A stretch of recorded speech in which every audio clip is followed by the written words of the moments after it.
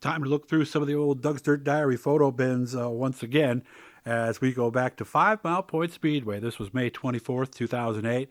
Make sure to subscribe, guys. Like, leave a comment if you'd like. We've got a whole bunch of these things, and I just need to get back to going through these and finding them and putting them up for you guys. So this, of course, the Rocket, James Cornell. I saw him on a board the other day. They were showing a picture. Somebody asked if they remembered who it was. And, of course, he went to late models for a while, I believe, after this. So here we go with Joey Colston right here. Of course, him and his dad, Mike, were longtime fixtures in the Southern Tier, 5 Mile, Pencan, Thunder Mountain, tracks like that. And we miss your dad terribly, Joey, and we hope that you're doing okay. I believe this is James Holland. It was a 280 car. The Rockbusters car was on the circuit for a long time down in that area. So I hope you're doing well. Haven't heard from you in a while. Unfortunately, we don't have Greg Tadich with us anymore. He's sitting in the trailer there. So Greg, we miss you, and we hope that you're doing well. May you rest in peace. Used to see Greg at a lot of those places, and of course the Berry Patch was a long time sponsor of his down in that area. And if you recognize any of these cars that you don't hear me commenting on, please, put a comment in there and let people know and share this stuff if you can. This is where they came off the track in turn number 4. Joey Colston leading the way out right there.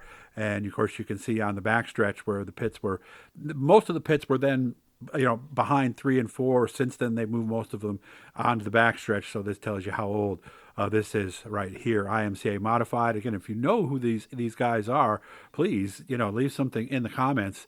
And I've got a couple of more that we're doing here. I like this nickname, Scrap Daddy. So I think that's why I took this picture right here. You can see the shifter inside there as well.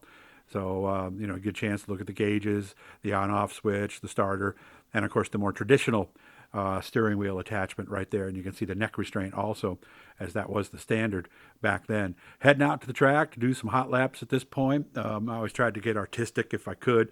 3 layers, the car, something in front and something in the backdrop, as artistic as we could be. And there's Mike Colston's number 51. Unfortunately for Mike, it was a tough day. And as you can see, they're not getting on that right rear nearly as much as they are today as James Cornell. And I believe that's the 119. Oh, why can't I remember the name?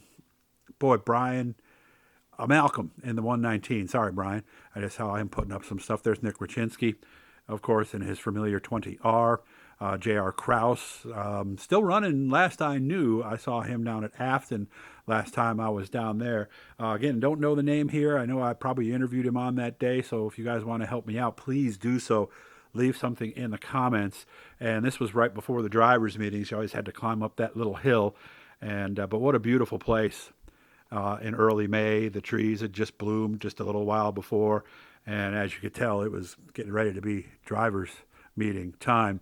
And a tough day for Mike Colston here as you see a trail of oil coming out the back of the Don's Automotive Mall, number 51. So a tough day. And look at that, nice packed parking lot. Good crowd on hand for this race. And, of course, we're going to miss 5 Mile Point Speedway. Last year was supposed to be dormant, but they ended up getting another year out of it. So who knows? Maybe. We'll have to see how it goes. Sean Walker was the big winner on this night. Sean's still racing. Of course, remember, this was 16 years ago now. It's hard to believe it was that long ago. And the ARDC Midgets were there that night, too. And, man, they put on a great show at 5 Mile Point Speedway with the tiny quarter mile. It was really the perfect size track for them.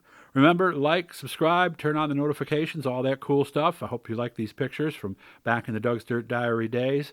And, we're going to try to get to more of these. And things are kind of getting a little bit more back to normal, a lot less drama up here lately. So we're praying for my mother-in-law and my father and hoping they're well and praying for any of you guys who could use our good thoughts here today. So thanks again for watching. Make sure to send us some messages and share this stuff, as a lot of people who are in this might not even know that their pictures from 16 years ago were going up on the internet today.